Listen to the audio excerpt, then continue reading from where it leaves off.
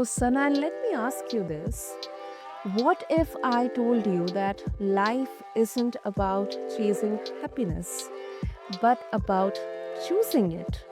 That sometimes the most unexpected twists, heartbreak, career shifts, even starting over at 40, can lead us to our true north. Now, listeners, today on the Mindful Living, we are sitting down with someone who embodies this journey. From climbing the corporate ladder to building a thriving seven-figure wellness business, our guest is a proof that it's never too late to rewrite your story. And that mindful living isn't a destination, but indeed a practice we commit to daily. We'll explore how meditation, yoga, and simple mindful rituals can help us live not just a longer life, but a richer, more aligned one. So, wherever you are, take a breath, get present, and join us for this soul centered conversation. And listeners, meet my lovely guest, Sharon Vendle. Sharon, welcome to the show, and I'm really, really happy to have you here with us. Thank you so much. I'm really happy to be here. Wonderful, wonderful. Sharon, such an interesting journey, and I totally can connect with your transformation because although not much of an experienced one, but 10 years in the corporate career, and then I transformed into something very opposite to what I was supposed to do. I got Mhm. into full-time podcasting. So you had a very successful corporate career before taking this leap to wellness. What was that defining moment, that inner nudge or inner calling that made you realize it was time to change course? So, I started out because I was a little bit stressed at work. I started getting regular massage. And I realized like what a difference it made, not just physically, but mentally. Like you're able to calm your mind, just relax for a moment and just clear your head. And so I was fascinated and I asked my massage therapist like where did she learn to do this? And she said originally she learned in China, but then she had to repeat schooling here and she went to a holistic massage school, which really made the connection, the mind body connection. And, it happened to just be in my neighborhood. And decided to just take a look and see, like, do they offer classes? This could be like a great thing to do, and just learn for just pure pleasure, and Mhm.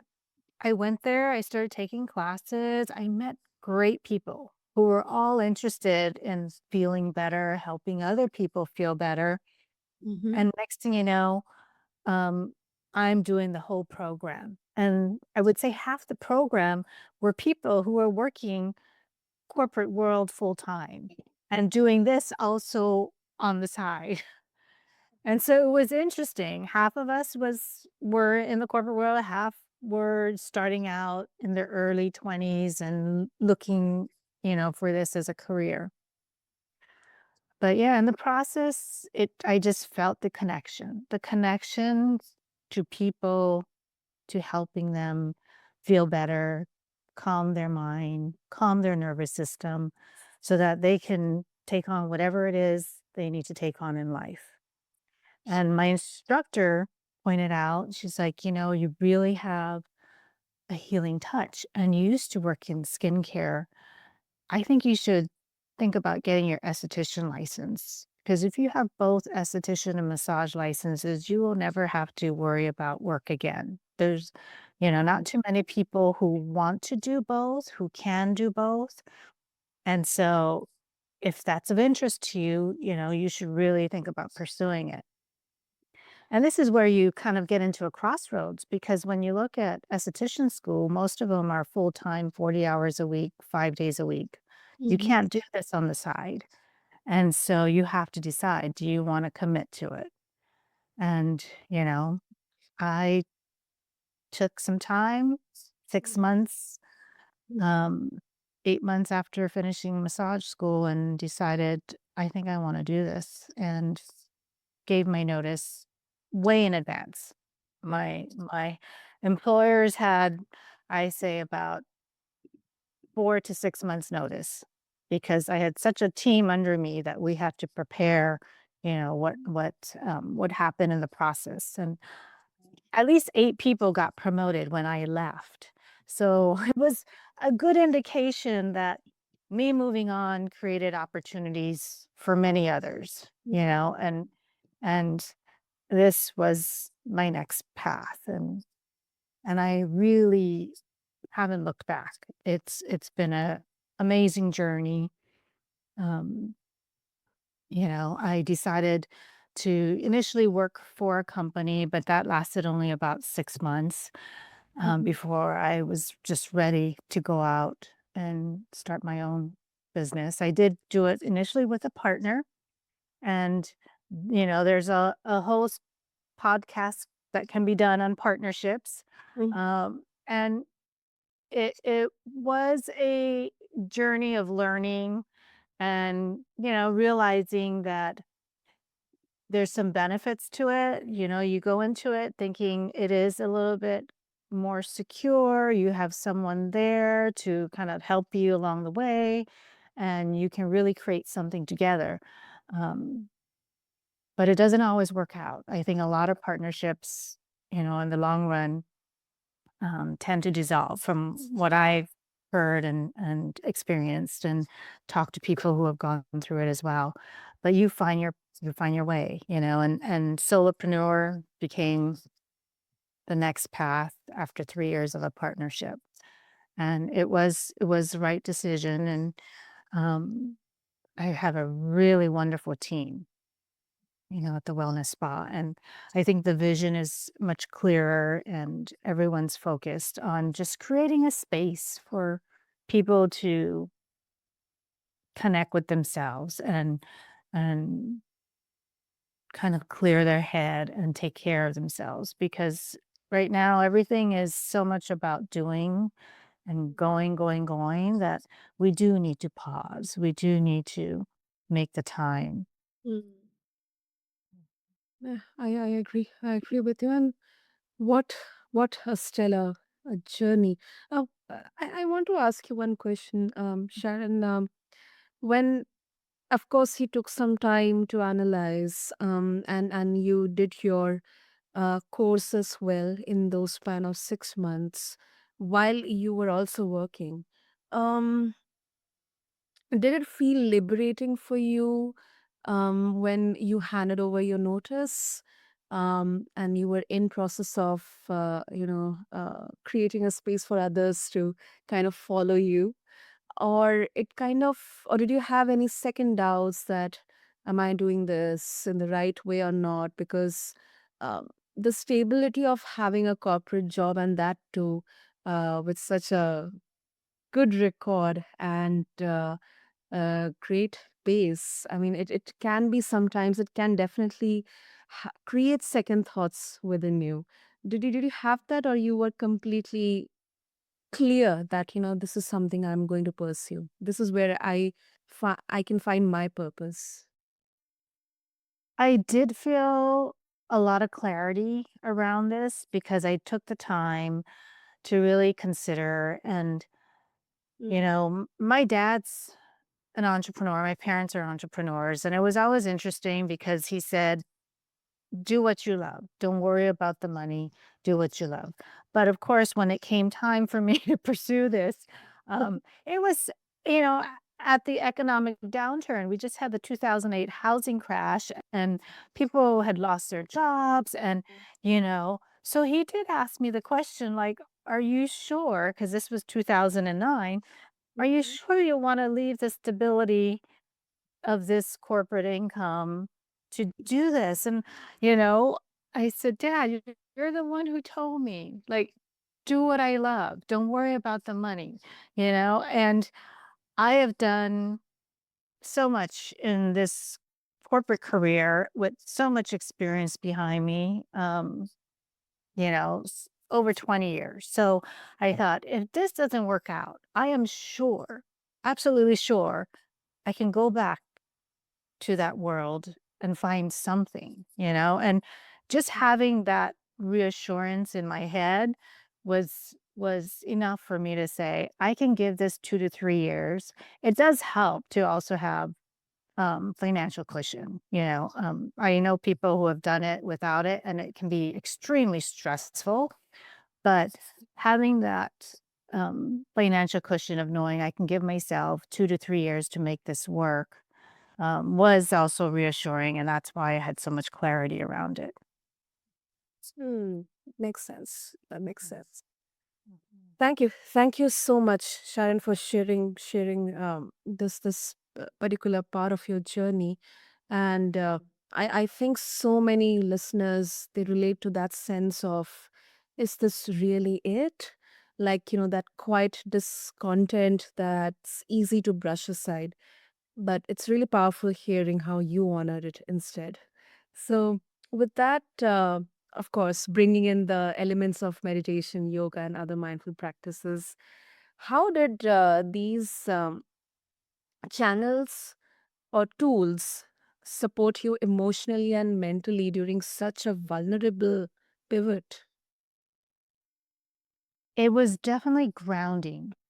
Yoga for me has always been extremely grounding. It makes you pause because you also have to focus on breath work while doing the activity. It's really hard for your mind to wander. So, my intention whenever I go to yoga is always to be present, focus on the breath.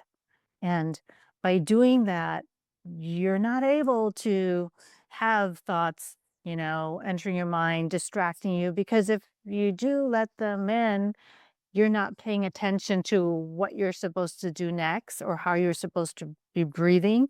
It affects that practice. And so it really centers you into focusing on breathing and movement, and that is really helpful in keeping me grounded. Um, when I got divorced, I started having like mm, night sweats, a little heart palpitation. I thought I was having early menopause. And I went to the doctor because I was like, I think I'm in early menopause or perimenopause. And they said, "Oh no, yeah, you're pretty young for that. So let's run some tests." And he said my thyroid was overactive, so hyperthyroid. Mm-hmm. I never had an issue with my thyroid before, and although my divorce was on very good terms and we remained friends and it was a good process, it's still a very challenging process, separating from someone you've been with for 11 years and just starting over. So I think that does pose stress on the body, and my body showed that in hyperthyroid. So the doctor wanted me to take medication and, get it under control. And I told him, I'm just having a little stressful situation. And I know if I just make it a point to go to yoga 3 times a week, run 3 times a week, things will get into balance. And he said, okay, well, we'll give you 6 months. I mean, 6 weeks. 6 weeks is all you have because with hyperthyroid, it really can speed up your heart rate. It can be a serious health issue. And so we want to get it under control as soon as possible. We'll give you 6 weeks and then you'll come back in and retest. I made it a point. Yoga 3 times a week, running 3 times a week. And in 6 weeks, I went back. My blood work and, results were in normal range. And so it reaffirmed for me that, these things are important. No matter what's happening in your life, you need to prioritize the time. And so when I was starting a business, the hyperthyroid didn't come back, but I knew like it is a stressful situation. Starting a business, moving out of a partnership, going solo, having a new name for the business and starting all over again. You have to have some sort of mindful practice that will minimize the stress in your life so that you can keep thinking very clearly, making good decisions, getting good sleep. I mean, it all is connected. Mm, I love that. I love that. And many people they think, wellness um means a complete overhaul. Um, like strict diets, um, hell-bent time constraints, and a very tight schedule for yoga, total lifestyle changes, and that too quick turnaround. Just immediate changes, quick turnaround, quick results. Mhm. But in the process, sometimes it kind of gets you into that burnout. So in your experience, Sharon, what small sustainable practices can people start with that that make the biggest impact, but in the long run? 15 minutes of sitting in silence in the morning. Some people call it meditation. It's it's the biggest impact on your life to just spend 15 minutes. I light a candle, burn an incense, sit there, focus on my breathing. I do listen to a meditation music. Sometimes it's guided, sometimes it's just music. Um, to just be present, to start the day, on a very peaceful, mindful um, level is Mhm. profound. A friend and I, we two friends, we decided were doing the whole clean eating detox. We said 21 days, but why not put in meditation, just 15 minutes a day for 21 days and see how we feel? Well, that 21 days turned into years.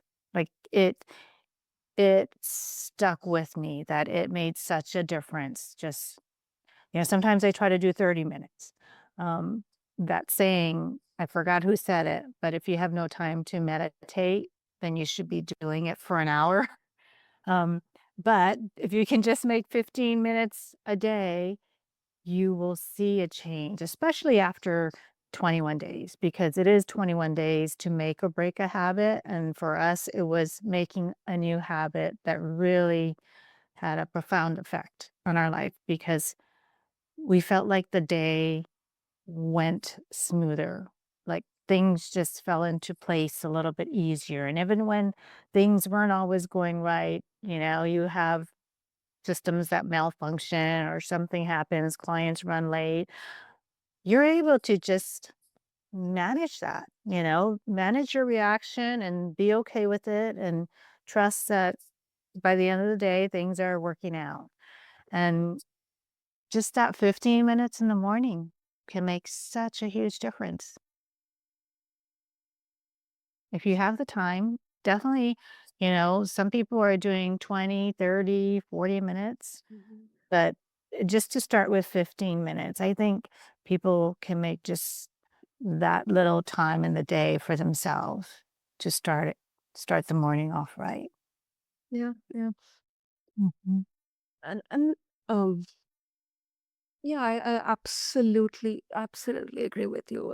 Baby steps, small steps. I have had conversations, where uh, some of the many of the guests they have told, let's say, and this happens, this has happened with me as well. This can happen with anyone. Like you are going to or you're planning to go to the gym, you want to be consistent daily and completely disciplined on the routine, but it may happen that the first day you will go, the second day you will go, the third day also you'll go, maybe the fourth or fifth day you may not feel like going to gym.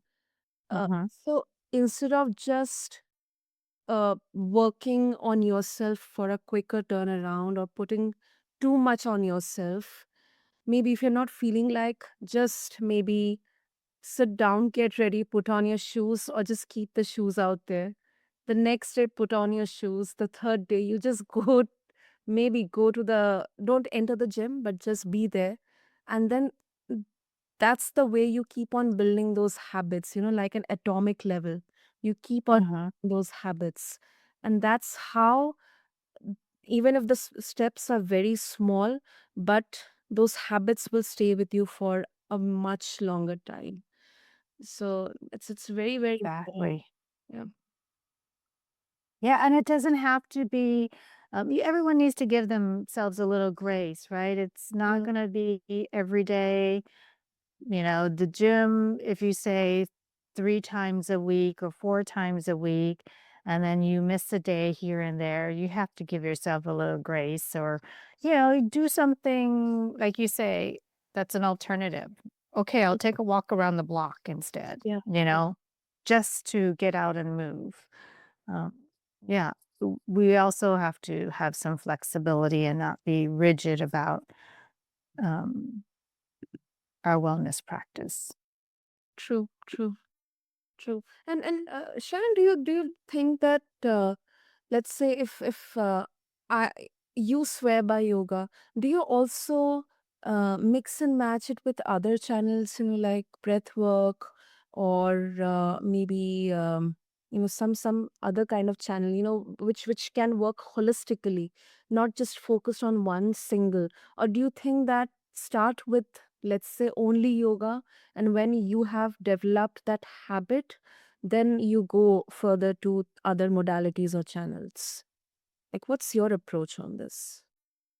I'm about exploring what works for you. Not everybody, finds yoga to be their form of practice. Some people want more invigorating, they want Yeah. more activity, Yeah. and so I've tried going to the gym and going to different gyms, and then using the machines and weights. I know weights are very important, especially as I'm aging.